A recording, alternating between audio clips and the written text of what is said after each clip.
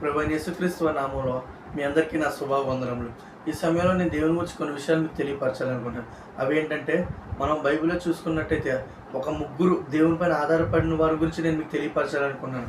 మొదటగా దావీదు, రెండోది షద్రకు, మేషకు, అబేద్నెగోలు, మూడోది దానియేలు. వీరు ముగ్గురిని చూసుకుంటే వారికి వచ్చిన ప్రతి సమస్య పైన కూడా వారు దేవుని పైన ఆధారపడ్డారు. ఈరోజు ఈ మాటలు వింటాను, నీవు దేవుని పైన ఆధారపడుతున్నావా? దానియేలు జీవితంలో చూసుకుంటే తను ప్రార్థిస్తున్నప్పుడు అది తీసుకెళ్లి రాజుకి చెప్పినప్పుడు తన సింహాల బోన్లో వేసినప్పుడు తన జడవలే, దేవునిపైనే ఆధారపడ్డాడు. షద్రకు, మేషకు, అబేద్నెగోలని అగ్నిగుండంలో వేసినప్పుడు కూడా మా దేవుడు రక్షించి కాపాడటకు సమర్థుడు అని దేవునిపైన ఆధారపడి వారు నిలబడ్డారు. మన దావీదు జీవితంలో చూసుకున్నట్టయితే గొలియాదు లాంటి పెద్ద శూరుడు, యుద్ధ శూరుడు ఎదురున్నప్పటికీ కూడా యుద్ధం యెహోవాదే అని దేవుని ముందు పెట్టుకుని తన ముందుకు నడిచాడు.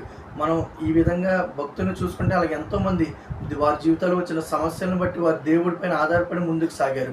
ఈరోజు ఈ మాటలు ఏమంటాను, నీకు వస్తున్న ప్రతి సమస్యను బట్టి, నీకు వస్తున్న ప్రతి ఇబ్బందిని బట్టి నువ్వు ఎవరి మీద ఆధారపడుతున్నావు?